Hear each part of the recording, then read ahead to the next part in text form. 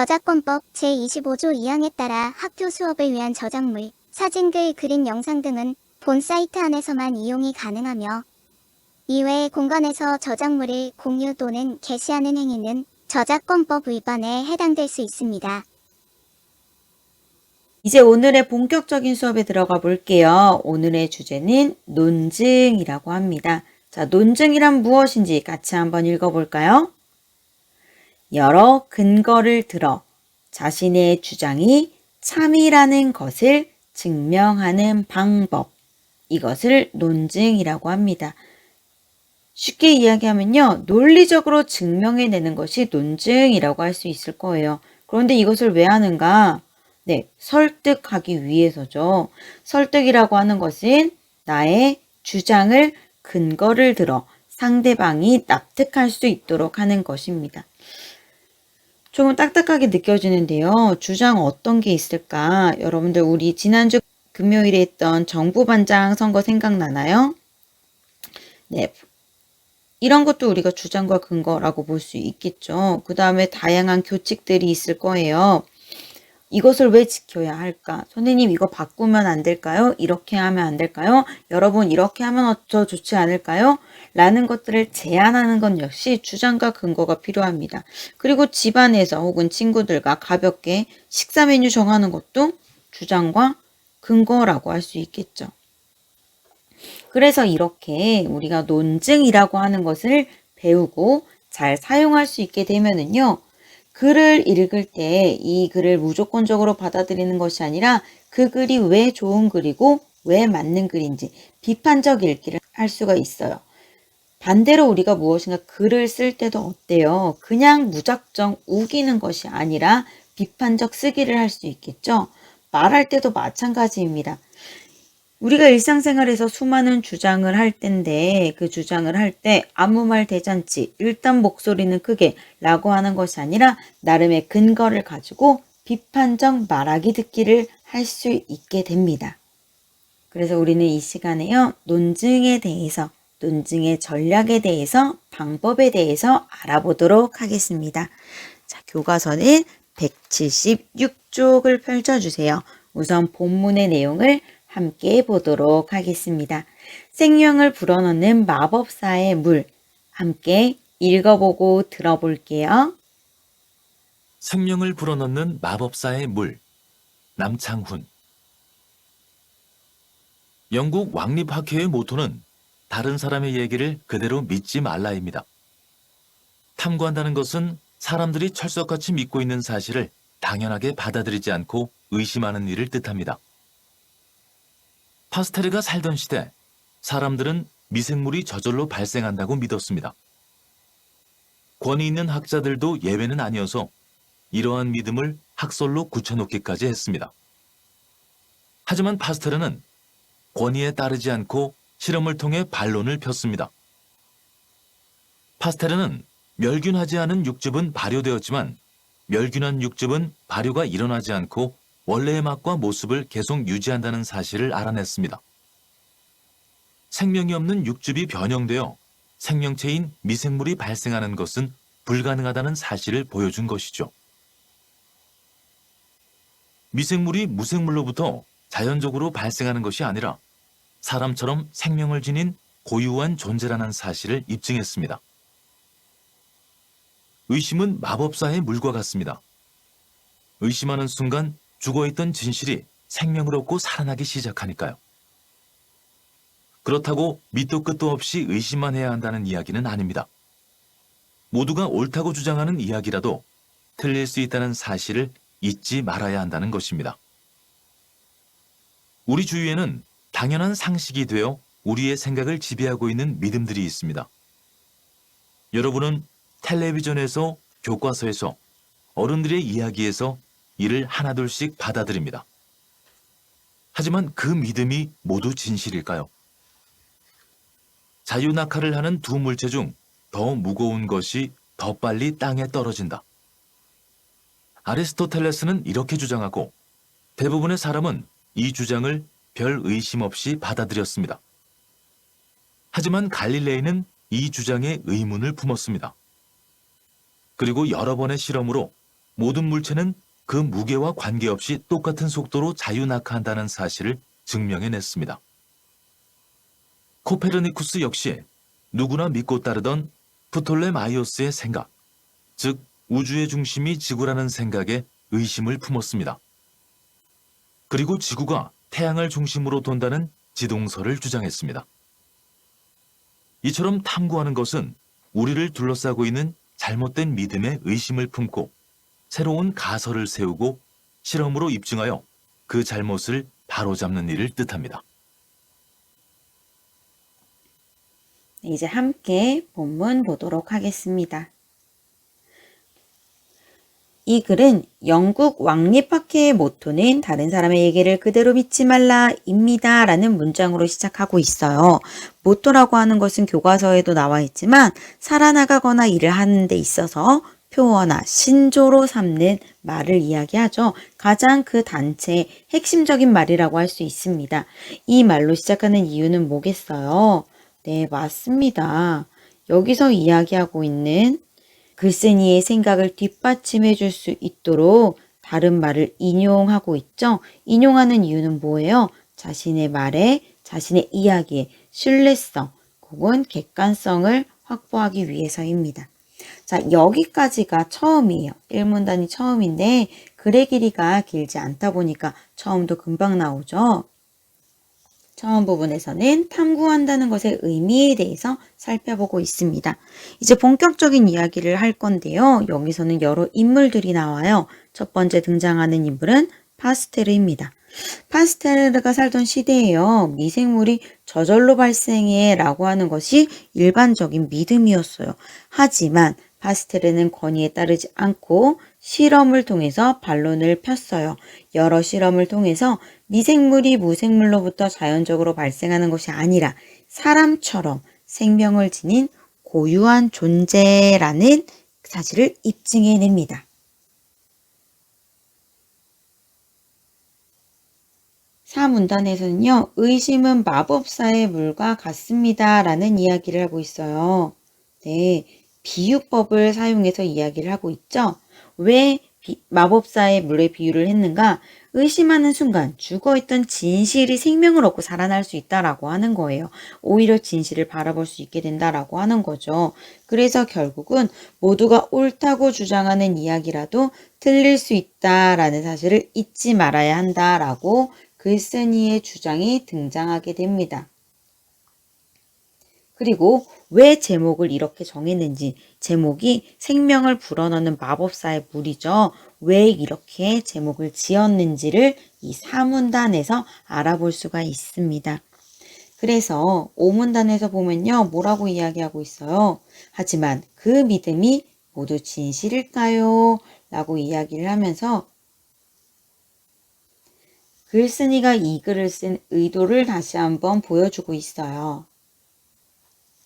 바로 그 일반적 믿음이라고 하는 것에 대해서 문제를 제기하고 싶었던 거죠. 자, 다음 6문단으로 가보도록 하겠습니다. 6문단에서는요, 또 새로운 인물이 나와요. 두 물체 중 더 무거운 것이 더 빨리 떨어진다 라고 하는 것이 일반적인 믿음이었죠. 하지만 갈릴레이는 이 주장에 의문을 품었습니다. 그리고 여러 번의 실험을 통해서요, 모든 물체는 무게와 상관없이 똑같은 속도로 자유낙하한다라는 사실을 증명해냈습니다. 그 다음 7문단에 등장하는 인물 코페르니쿠스 역시 마찬가지죠. 그 전에 누구나 믿고 따르던 프톨레마이오스의 생각, 즉 우주의 중심이 지구라는 생각에 의심을 품었어요. 그리고 결국은 지구가 태양을 중심으로 돈다라는 지동설을 주장하기도 합니다. 지금은 어때요, 여러분들? 지동설이라고 생각하나요? 천동설이라고 생각하나요? 지금은 너무나 당연한 사실이 그 당시에 문제를 제기한 이런 코페르니쿠스 같은 사람이 있었기 때문에 우리가 더 정확한, 더 제대로 된 진실에 한 걸음 더 다가갈 수 있다라고 하는 거죠. 자, 8문단 보겠습니다. 이처럼, 이 중요한 표지가 등장했어요. 이처럼. 여러분 느낌이 오지 않아요? 이 뒤에는 이제 마무리하려고 하는구나 라는 느낌이 올 거예요. 그래서 여기 7문단까지, 2문단에서 7문단까지가 중간 부분입니다. 중간에서는요, 파스텔르, 갈릴레이, 코페르니쿠스의 사례를 통해서 글쓴이가 무엇을 이야기하고 싶어 하는지를 보여주고 있어요. 자, 그럼 좀 더 정확하게 알아볼까요? 이처럼 탐구하는 것은 우리를 둘러싸고 있는 잘못된 믿음의 의심을 품고 새로운 가설을 세우고 실험으로 입증하여 그 잘못을 바로잡는 일을 뜻합니다. 네, 문장이 길지 않아서 모두 읽어봤습니다. 1문단에서 이야기했던 탐구한다 라고 하는 것에 대한 이야기를 8문단에서 다시 하고 있죠.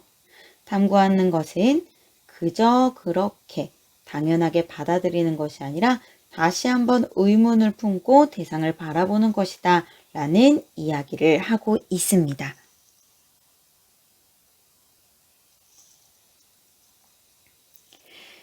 이제 178쪽으로 가서 학습 활동을 통해 오늘 읽은 글의 내용을 확인해 보도록 하겠습니다.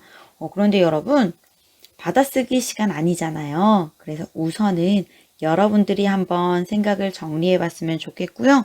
그 다음에 선생님과 함께 했으면 좋겠습니다. 영상을 잠시 멈추고 여러분들의 답을 먼저 적은 다음에 다시 만나도록 할게요.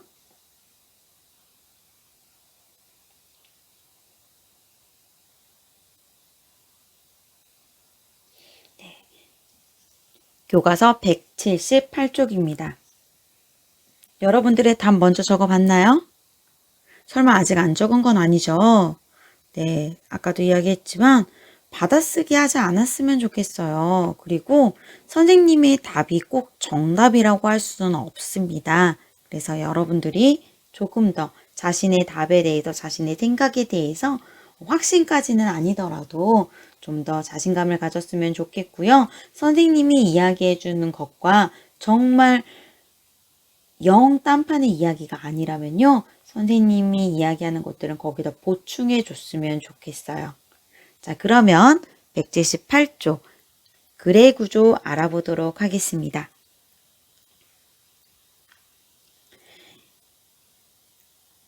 각 문단에서 빈칸에 들어갈 알맞은 말을 써보자 라고 했는데요. 1문단부터 보도록 할게요. 탐구한다는 것은 영국 왕립학회의 모토처럼 사람들이 믿고 있는 사실을 의심하는 일을 이야기합니다. 사람들은 미생물이 저절로 발생한다고 믿었지만 파스텔르는 실험으로 미생물이 생명을 지닌 존재임을 입증했죠. 그 다음 4, 5문단에서는 모두가 옳다고 주장하는 이야기라도 틀릴 수 있고 당연한 상식이 되어 우리의 생각을 지배하는 믿음들도 진실이 아닐 수 있으니 의심해 보아야 한다라고 이야기를 하고 있습니다. 어떻게 보면 4, 5문단이 글쓴이가 이야기하고 싶어하는 바를 굉장히 직접적으로 드러내주는 핵심 문단이라고도 할 수 있을 것 같아요. 자, 그 다음 문단 보도록 하겠습니다. 여기도 마찬가지 여러분들은 이미 채웠을 거라고 믿고 선생님은 진행할게요. 자, 6문단 살펴보도록 하겠습니다. 6문단에서 갈릴레이는 대부분이 받아들이던 아리스토텔레스의 주장에 의문을 품고 모든 물체는 무게에 관계없이 똑같은 속도로 자유낙하한다는 사실을 증명해냈죠. 다음 7문단 보겠습니다. 코페르니쿠스는 누구나 믿던 프톨레마이오스의 생각에 의심을 품고 지구가 태양을 중심으로 돈다고 주장했습니다. 사실 이건 엄청난 변혁이었어요. 그러다 보니까 우리가 코페르니쿠스적 전환 이런 말을 사용하기도 합니다. 자, 마지막 8문단 볼게요. 탐구하는 것은 잘못된 믿음의 의심을 품고 새로운 가설을 세워서 그것을 실험으로 입증하여 잘못을 바로잡는 일을 뜻한다 라는 이야기로 글을 마치고 있습니다. 자, 여러분들 선생님이 이렇게 쭉 적으면서 이야기를 했는데 이게 정답은 아니에요. 답이 될 수는 있지만 정답은 아니라는 사실을 기억하면서 혹시 여러분들의 답이 있다면 다시 한번 당부할게요. 그 답 지우지 말고요. 필요한 내용이 있으면 보충하면서 수정하면서 그렇게 학습 활동할 수 있었으면 좋겠어요. 자, 그럼 179쪽 학습 활동 보도록 하겠습니다. 자, 여기서도 마찬가지죠, 여러분. 교과서 179쪽 2번과 3번 학습 활동을 먼저 해결하고 난 다음에 선생님과 함께 답을 확인해 보도록 할게요. 여러분들의 답 먼저 적어주세요.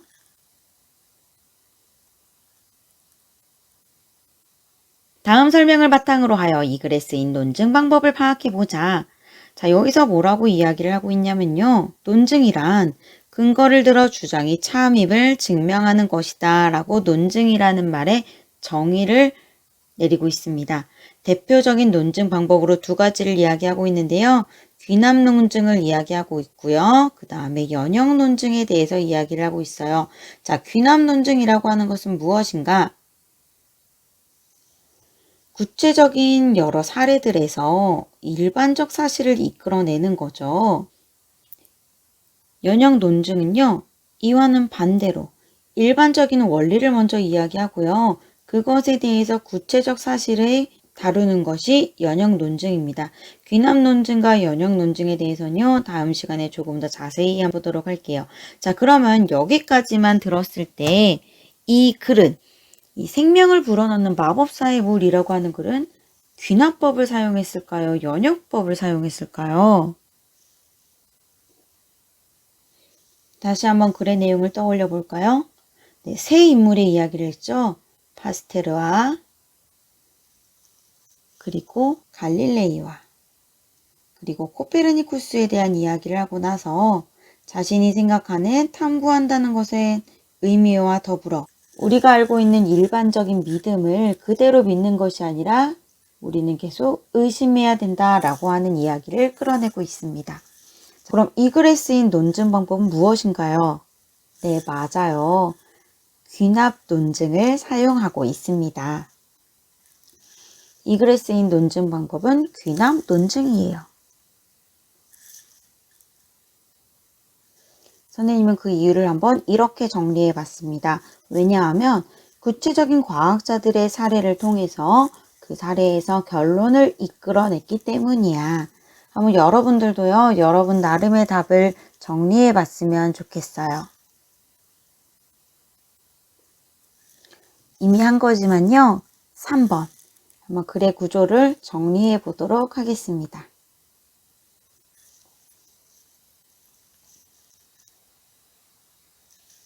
자, 3번도 마찬가지. 혹시 아직 빈칸이라면 여러분들 영상 잠깐 멈추고요. 여러분들의 답을 먼저 적어주세요.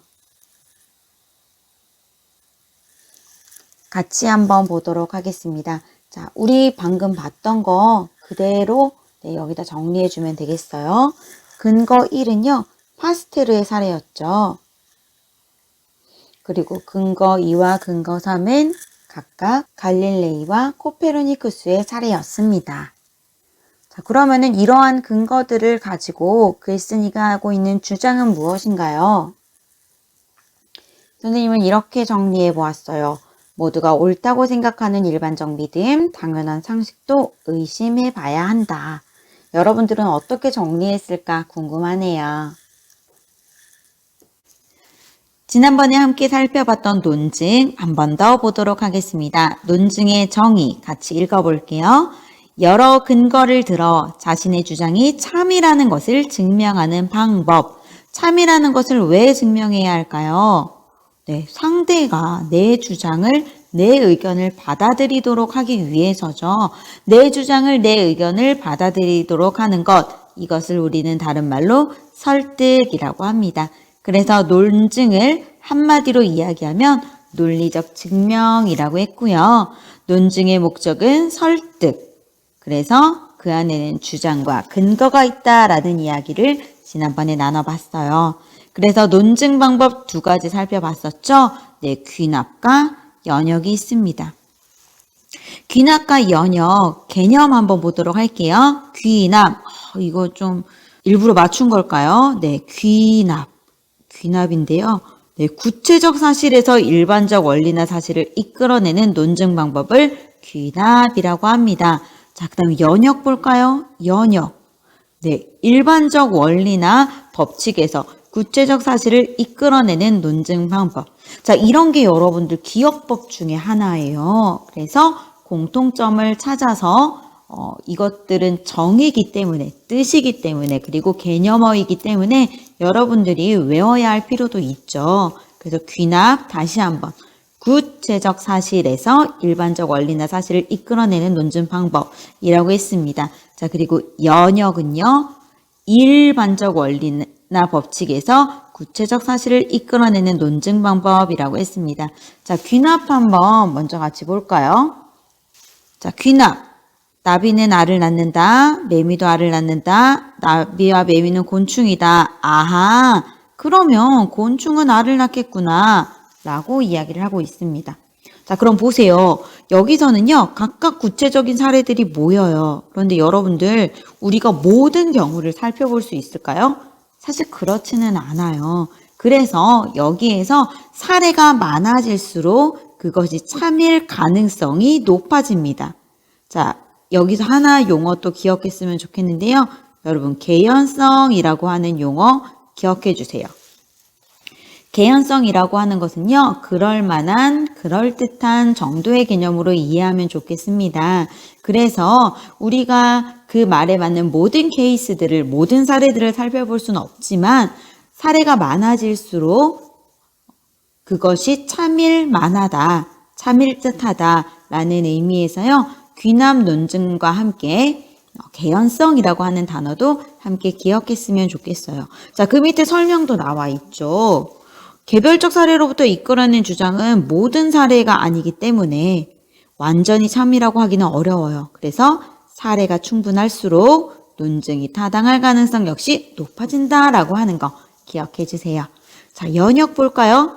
일반적 원리나 법칙에서 구체적 사실을 이끌어내는 것입니다. 그래서 연역 논증은요, 일단 대전제가 필요해요.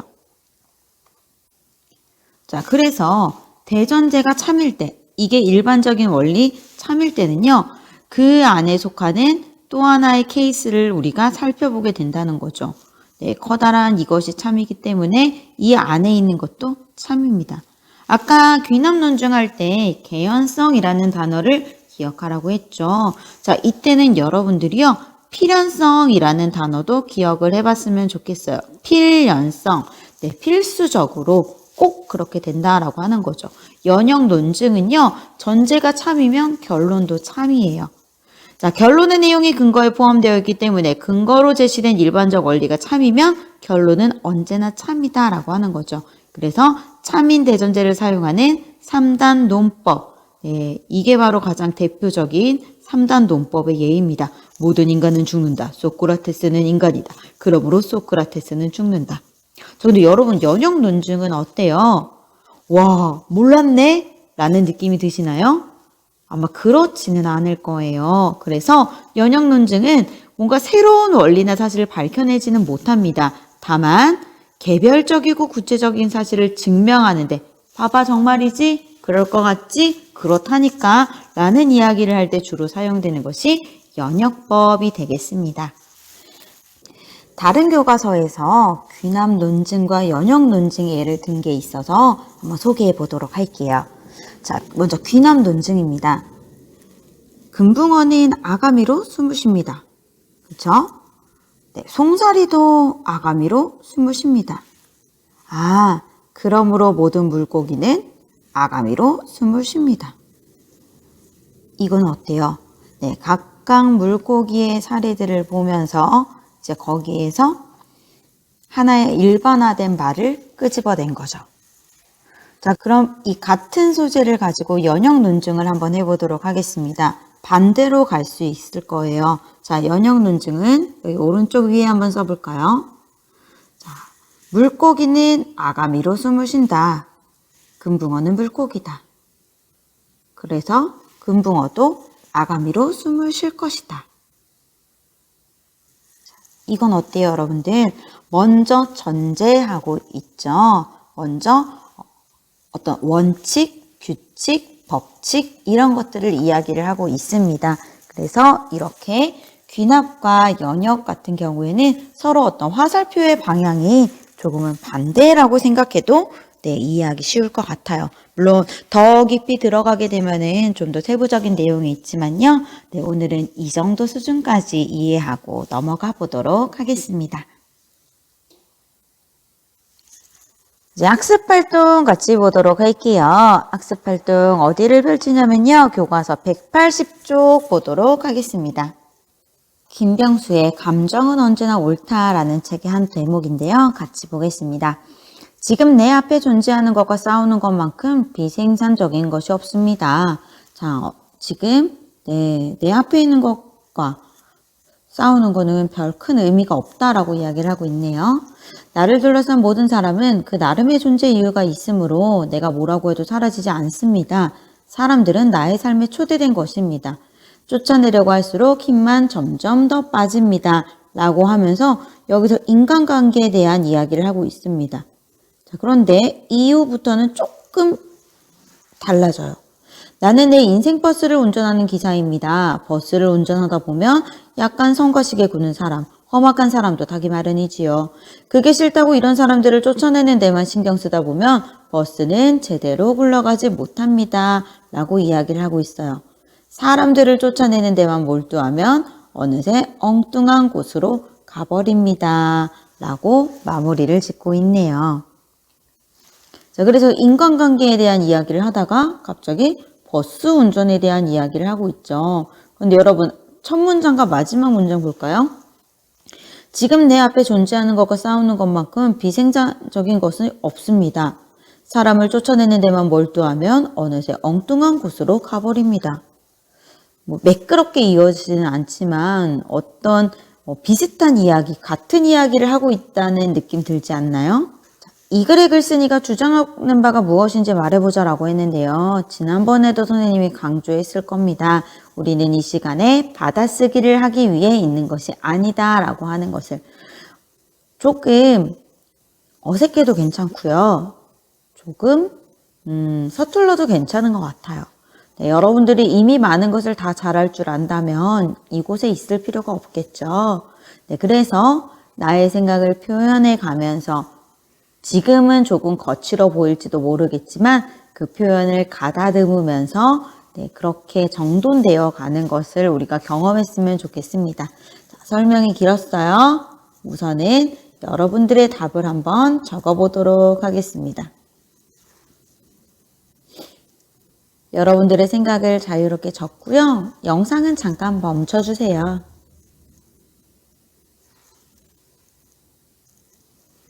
네, 다 적고 돌아왔다고 생각하고 선생님 또 다시 진행해 보도록 하겠습니다. 여러분들은 글쓴이가 주장하는 바 혹은 이야기하고 싶은 게 뭐라고 정리했나요? 선생님은 인생에서 만나는 사람을 있는 그대로 받아들여라 라는 메시지가 가장 크게 다가오더라고요. 모든 사람은 그 나름의 존재 이유가 있다. 그리고 사실은 내가 바꿀 수 있는 내가 어떻게 할 수 있는 존재는 나 자신밖에 없는 것 같아요. 그런데 우리는 너를 바꾸기 위해서 참 많은 애를 쓰고 있습니다.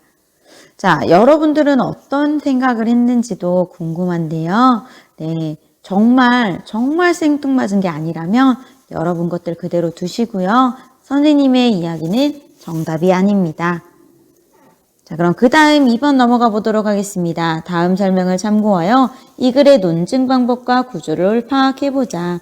자, 여기 있는 내용 여러분들 잘 기억해 줬으면 좋겠어요. 또다시 새로운 논증이 나옵니다. 귀납 논증의 하나인 유추라고 하는 것이 나오는데요. 둘 이상의 대상이 비슷한 성질을 가지고 있다는 것을 근거로 다른 점도 비슷할 것이라고 결론을 내리는 것을 우리는 유추라고 합니다. 이것은요, 유비추리라는 말의 준말이에요. 추측해낸다라고 하는 거죠. 비교하는 대상의 속성이 더 비슷할수록 논증이 타당할 가능성이 높아진다. 자, 귀납 논증의 하나라고 했습니다. 기억할까요? 아까 이야기했던 것 중에 개연성이라는 말 기억하는지 모르겠습니다. 그 말은 뭐냐면요. 무조건 옳은 게 없다라고 하는 거예요. 타당할 가능성이 높아지는 거죠. 네, 유추 역시 귀남 논증의 하나이기 때문에 마찬가지입니다. 자, 그럼 여러분들 아까 그거 기억하나요? 네, 귀남 논증은 구체적 사례에서 일반적 원리를 끌어낸다라고 했고요. 연형 논증은 일반화된 사실에서 구체적 사례를 적용해낸다라고 했습니다. 자, 그러면은 유추는 어떠한가? 여러분들 여기 비슷한이라는 말을요. 비슷하다라는 말을 다른 말로 표현하면은 유사하다라는 말 들어봤을 거예요. 그래서 유추는 두 속성 간의 이런 유사한 점을 찾아내는 것. 그리고 그 점이 비슷할수록 논리가 타당해지는, 주장이 타당해지는 그런 것을 유추라고 이야기합니다. 자, 그럼 그 밑에 한번 채워볼게요. 네, 인생과 무엇에 대해서 이야기를 하고 있죠? 네, 맞아요. 버스 운전에 대한 이야기를 하고 있습니다. 자, 우리 버스 운전부터 한번 볼까요? 버스를 운전할 때 싫은 사람을 쫓아내는 데에만 신경 쓰다 보면 이 버스가 엉뚱한 곳으로 굴러가 버린다라고 하는 거죠. 제대로 굴러갈 수가 없습니다. 그런데 인생도 마찬가지더라 하는 거예요. 어떻게 정리할 수 있을까요? 사람을 쫓아내는 데에만 신경 쓰다가 버스가 엉뚱한 곳으로 가버리는 것처럼 우리 인생도 싫은 사람을 쫓아내려고 할수록 힘만 점점 더 빠진다라고 하는 거죠. 어떤 한 정신의학과 교수가 이렇게 말했다고 합니다. 내 주변에 10사람이 있다면요. 일반적으로 2사람은 나를 싫어한대요. 그리고 1사람은 나를 엄청 좋아한대요. 그리고요, 나머지 7사람은요, 나한테 큰 관심이 없다고 합니다. 자, 그런데 우리는 어떻냐면요, 나를 매우 좋아하는 그 1사람에게 집중하고 그 사람을 바라보기보다는요, 나를 싫어하는 그 2사람 때문에 어떤 나의 삶의 에너지를 뺏길 수도 있다라고 하는 거예요. 그래서 여기에서 글쓴이가 이야기하는 것도 아마 그것과 비슷한 느낌의 말이 아닐까 싶습니다. 자, 여러분 어때요? 이 사람이 정말 하고 싶었던 말은 인생에 대한 말일까요? 아니면 버스 운전에 대한 말일까요? 네, 그렇죠. 인생에 대한 말이었을 겁니다. 이 사람이 인생에 대해서 하고 싶은 말을 버스 운전이라는 다른 대상을 가지고 왔을 때 여러분들에게 좀 더 와닿나요? 아니면 좀 더 와닿지 않나요? 좀 더 와닿는다면 여러분들이 글쓴이가 찾아낸 인생과 버스 운전의 공통점에 많이 공감한다는 것일 거고요. 난 잘 이해가 안 된다라고 한다면요. 그 공통점에 공감하지 않기 때문에 아마 여기에서 타당성을 느끼지 못할 것 같아요. 자, 우리 마지막으로 살펴봤던 이 추리 방법도 기억해 주세요. 지금 우리는 논증 방법 3가지를 살펴봤습니다. 자, 귀남 논증이 있고요. 연형 논증이 있고요. 그 다음에 귀남 논증 속에 속하는 유추라는 것들을 살펴봤습니다. 자, 그 다음 학습 활동 한번 보겠습니다. 땡땡 아파트 주민 여러분께 한번 눈으로 잠깐 읽어보세요. 눈으로 잠깐 읽어보고요. 선생님이랑 중요한 내용 짚어보도록 하겠습니다. 네, 잠깐 영상 멈추고 눈으로 먼저 쭉 읽어보세요. 자, 긴 글은 아니라 아마 금방 읽었을 것 같은데요. 같이 보도록 하겠습니다. 아파트 주민 여러분께 쓴 글이에요. 자, 여기서는 뭐라고 하고 있냐면 글쓴이는 이런 이야기를 하고 있습니다. 사람들 사이의 문제는 소통으로 해결됩니다. 네, 소통하지 않으면 상대방이 어떤 처지인지 알 수 없지요. 그러다 보면 오해가 쌓이고 미움이 늡니다. 상대방과 대화를 주고받으면 이해하고 나눌 수가 있습니다. 최근 들어 우리 사회에 심각한 문제로 떠오르고 있는 층간소음에 대해서 이야기하고자 합니다. 층간소음을 내는 사람과 피해자 사이에서 소음을 느끼는 정도가 다르고 소음을 정확히 측정하기도 쉽지 않아 이웃 간에 서로 얼굴을 붉히는 일이 많지요. 우리 아파트에서도 몇몇 가구가 이런 문제를 겪고 있는 것으로 알고 있습니다. 그런데 곰곰이 생각해보면 층간소음도 결국 사람 사이의 문제입니다. 함께 사는 주민들이 서로 소통하면 해결할 수 있습니다. 이 글을 게시한 목적도 주민 여러분과 소통하기 위해서입니다. 굉장히 소통의 중요성에 대해서 이야기를 많이 하고 있습니다. 함께 사는 이웃으로서 서로의 불편을 헤아려 조심하고 소음이 생길 일이 있을 때는 이웃에게 먼저 미안한 마음을 전합시다. 역지사지의 마음으로 서로 이해하고 소통한다면 층간소음으로 생기는 갈등도 해결할 수 있습니다. 네, 적극적인 소통으로 이웃 간의 정이 넘치는 아파트를 만들어 갑시다. 좋습니다. 자, 이렇게 함께 살펴봤는데요. 선생님이 네모친 문장만 같이 읽어볼까요? 사람들 사이의 문제는 소통으로 해결됩니다. 층간소음도 결국은 사람 사이의 문제입니다. 서로 이해하고 소통한다면 층간소음으로 생기는 갈등도 해결할 수 있습니다. 자, 이 문장들을 기억하면서 우리 학습 활동에 있는 문제들 보도록 하겠습니다. 마찬가지죠. 여러분들 잠깐 영상을 멈추고 교과서 182쪽에 있는 1번과 2번 학습 활동 먼저 보고 오도록 하겠습니다.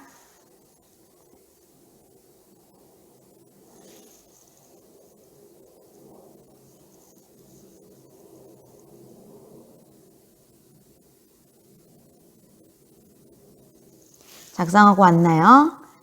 자, 1번 함께 보도록 할게요. 이 글의 내용을 글의 흐름에 따라 정리해보자. 사람들 사이의 문제는 소통으로 해결된다.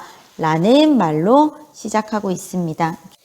자, 선생님은 이렇게 한번 정리를 해봤습니다. 사람들 사이의 문제는 소통으로 해결된다. 최근 층간소음이 우리 사회의 심각한 문제로 떠오르고 있다. 그런데 층간소음도 결국은 사람 사이의 문제이다. 서로 이해하고 소통한다면 층간소음으로 인해 생기는 갈등도 해결할 수 있다.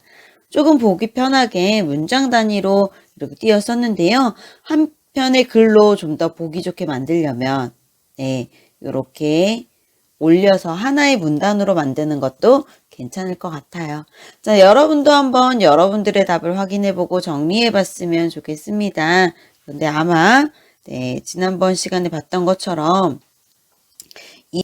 요 내용들을 중심으로 글을 정리했다면 아마 여러분들의 답도 훌륭한 답이 되었을 것 같습니다.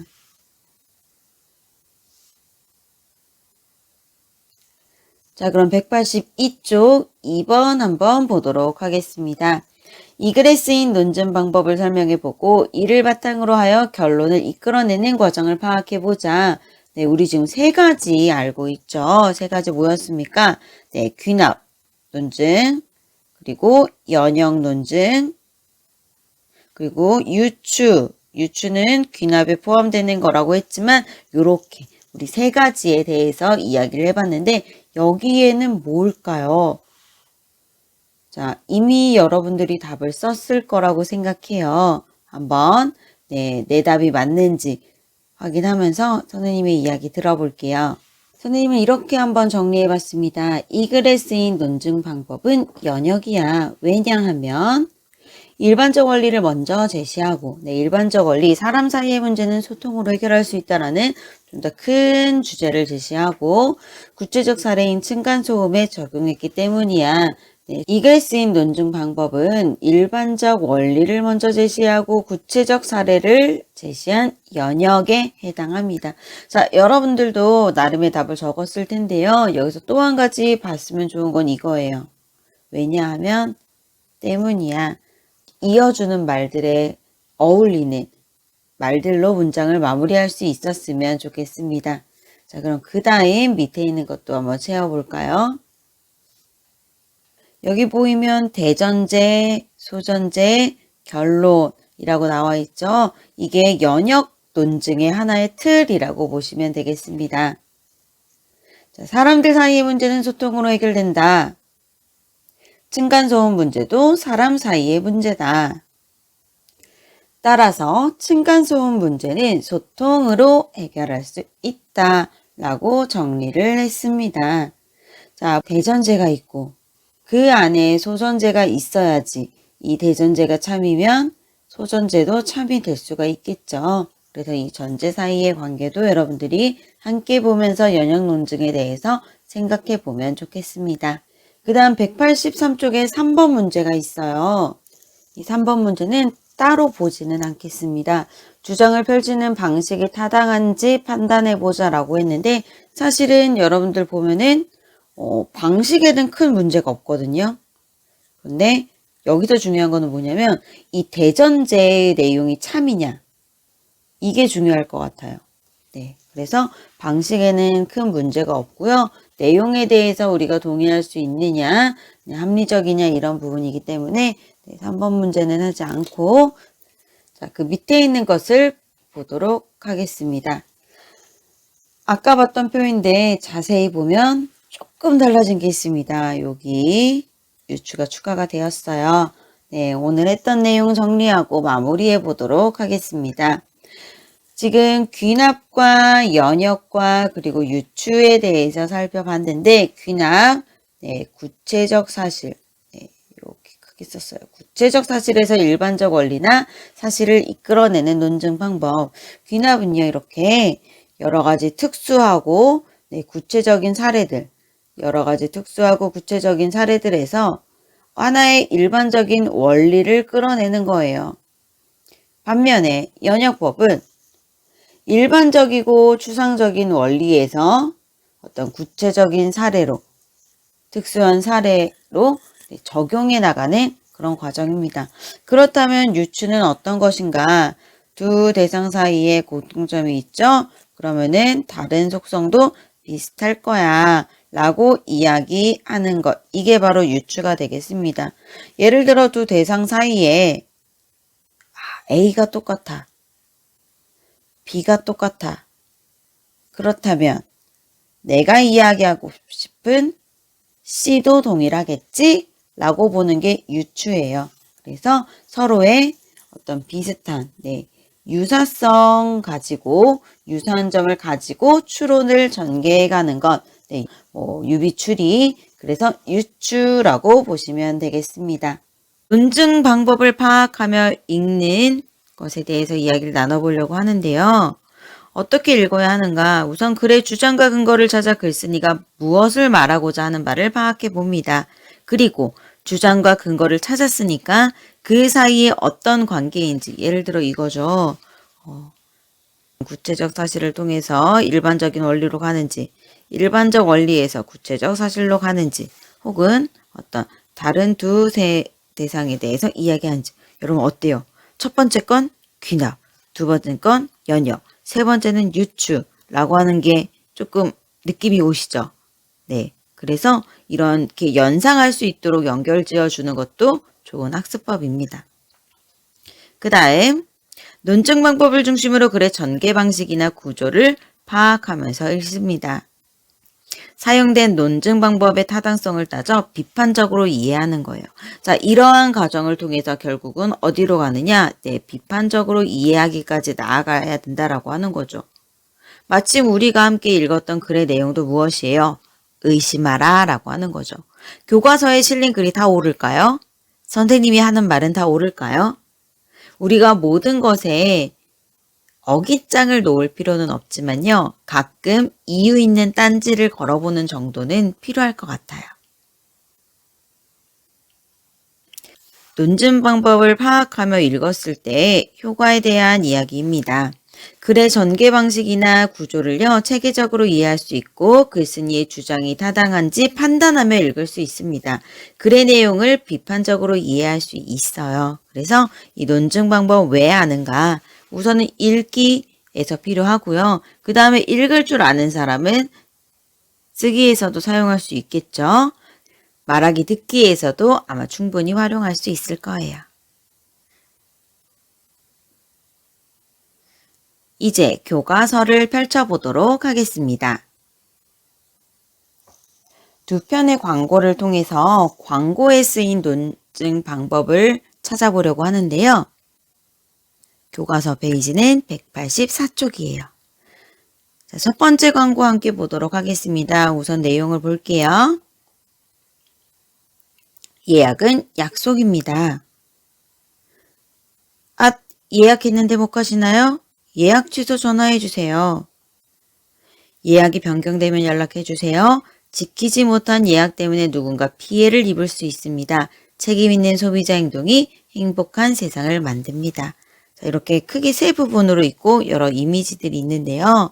사실 광고에서 논증 방법을 파악하는 게 쉽지 않을 수 있어요. 왜냐하면 광고는 정말 설득의 끝판왕이죠.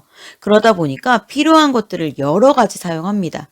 어떤 부분에선 연역으로 볼 수도 있고 어떤 부분에서는 귀납으로 볼 수도 있고 이런 게 많이 혼재되어 있어요. 그러다 보니까 글처럼 어떤 하나의 방법을 선택해서 차근차근 전개해 가지 않을 수도 있습니다. 그래도 그 중에서 가장 파악하기 쉬운 그런 광고들을 가지고 왔으니까요. 같이 볼게요. 자, 약속을 못 지키면 알려주어야 한다. 여러분, 이런 말이 광고에 있나요? 사실 그렇지 않아요. 자, 이 말은 보면은요, 생략되어 있습니다. 왜 생략되어 있을까요? 일상생활에서 논증 방법이 쓰일 때는요, 이런 식으로 생략되는 경우가 참 많습니다. 왜냐면 약속을 못 지키면 알려줘야 한다. 이걸 모르는 사람이 있을까요?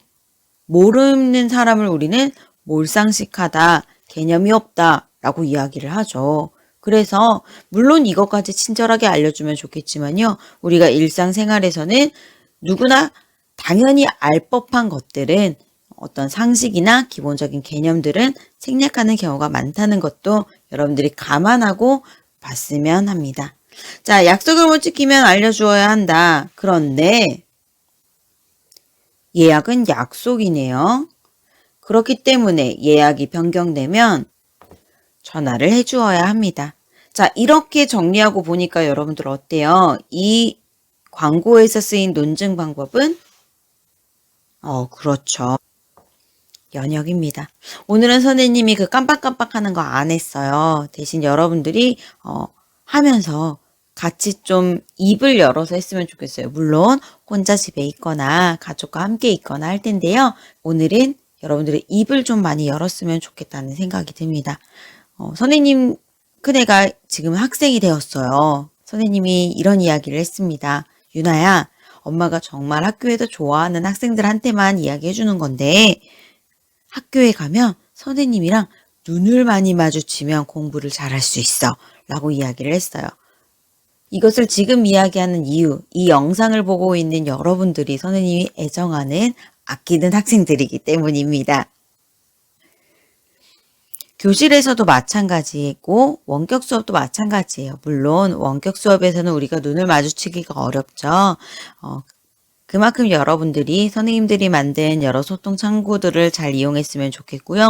교실에서는 더더욱더 선생님들과 더 많이 눈맞춤을 하고 더 많이 입을 열었으면 좋겠습니다. 자, 그래서 오늘은 깜빡깜빡 먼저 적고 오세요. 이것은 없지만 다음 광고 볼 때도 마찬가지로 여러분들이 함께 대화하면서 수업했으면 좋겠어요. 두 번째 광고 보도록 하겠습니다. 이 광고는 크게 두 부분으로 이루어져 있네요. 우선 스마트폰을 내려놓으면 이런 거 저런 거 그런 거 여러 가지를 할 수가 있습니다.